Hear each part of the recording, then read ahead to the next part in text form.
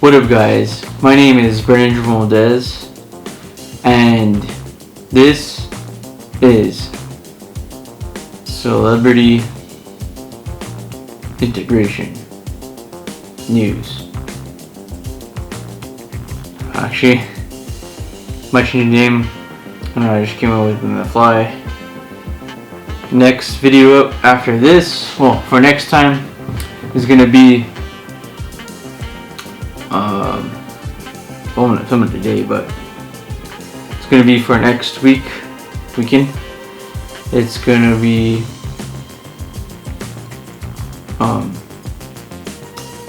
what's the name?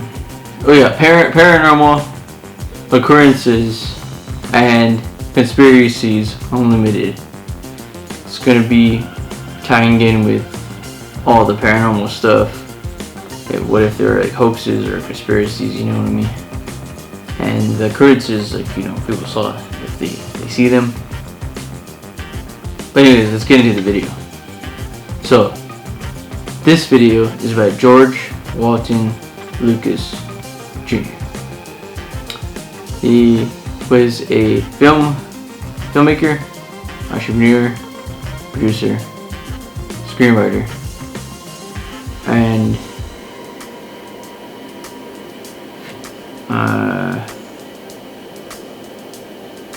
you see that right?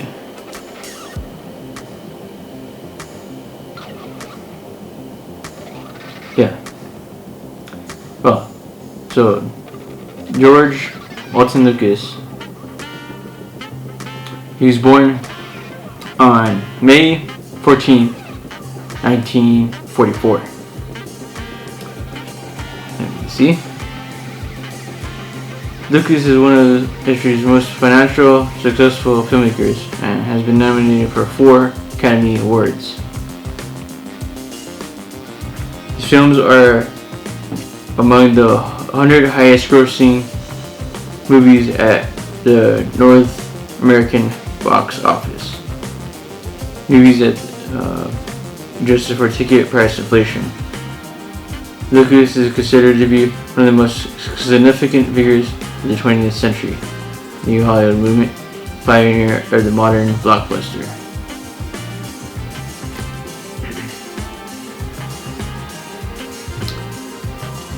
In 1971, George Lucas founded Lucasfilm Limited after he and his friend and partner, back like in the early 60s, mid to late 60s, he founded this other company. It was first company, American Zerotype, with his friend and mentor and partner called, and it filed for bankruptcy a couple years after producing and distributing some of their films, such as The Godfather and THX 1138, which his friend co-produced. After that, it was like a financial disaster. They then went on to he went on to make, he tried to get the rights to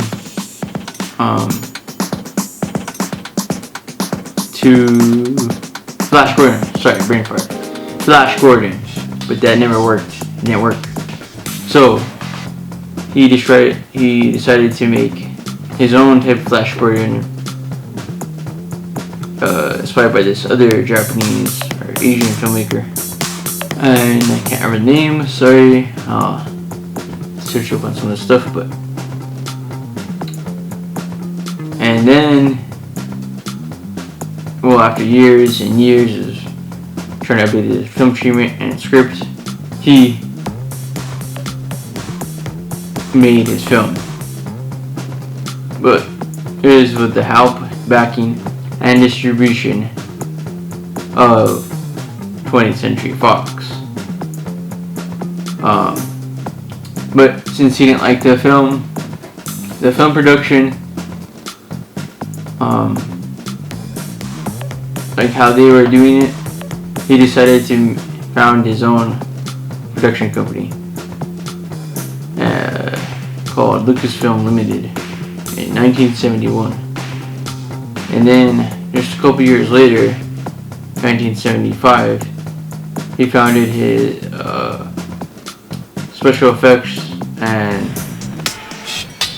like powerhouse, like warehouse facility, because back then they didn't have that much. Well, they didn't really have any special effects companies or facilities and that great of technology to use for something of that scale anyway, to be able to be on the scale of Star Wars. So no one knew really how to do it. So he had to gather his team of experts, people who knew, who worked in that field. I mean, some people didn't even know about the industry, but there was like different people in different industries and fields of operation, such as engineering. Some people were VFX artists, some people were filmmakers, some people were photographers, some people were special effects artists. But they came together and they created.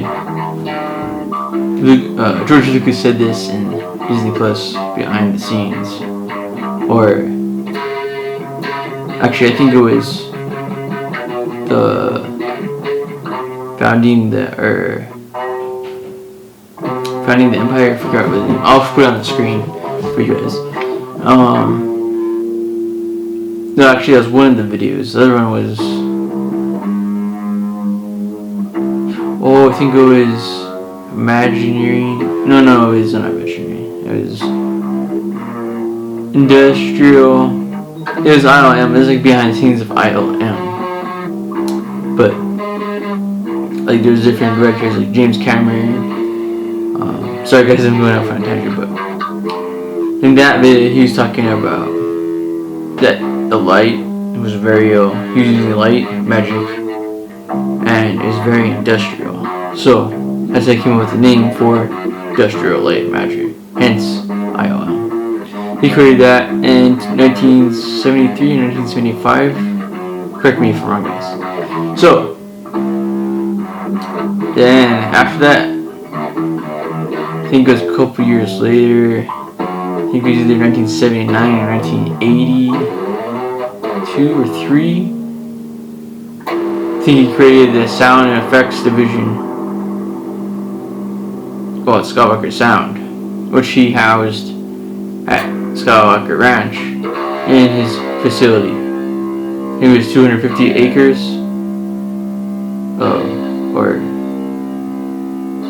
and 20 to, I think it was 200 square feet. But yeah, it was a massive size property. So guys, oh yeah, and don't let me forget this.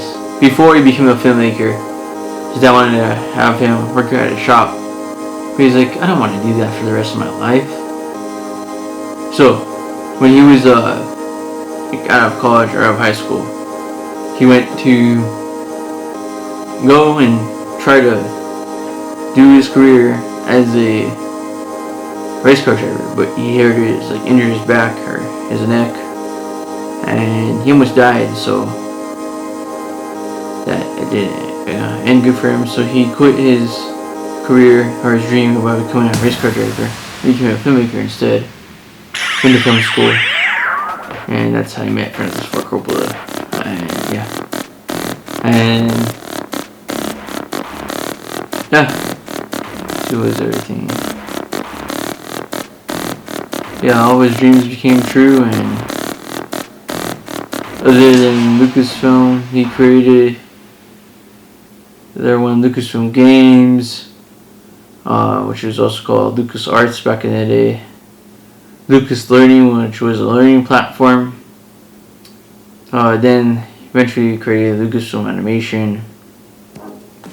He worked with his friend Thomas Holland, or I think that's what Experiments is what THX stands for, which is another company created in the 1980s, or 1990s I think, which was for a sound experiment and sound systems and sound development. It was like a sound development division of Lucasfilm, but now it's part of Alienware, or I think that's what it is, which is part of, I think, Dell Technologies.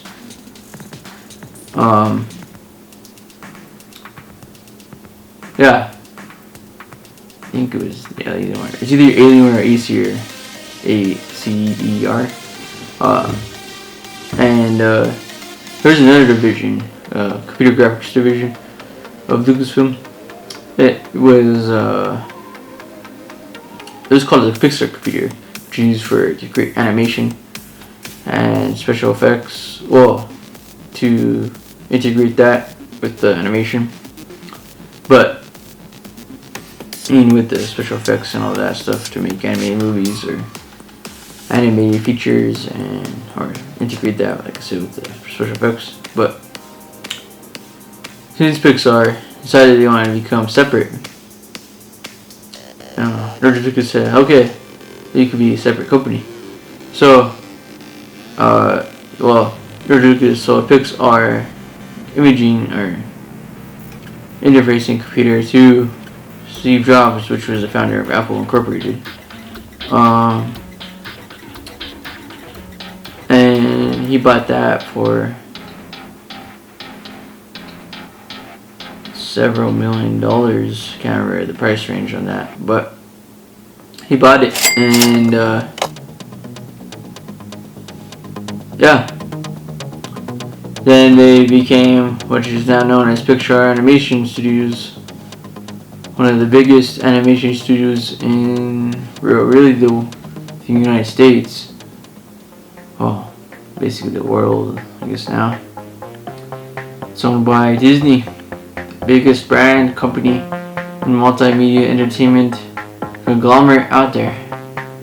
Anyways, guys, stay tuned to anything and everything. Hang with Brennan. This is the true life stories about celebrities. I'll see you guys in the next episode. Please consider subscribing, rate, comment, subscribe. Peace out. Kill me in the past. Join the bitch movement. This is where I end the video.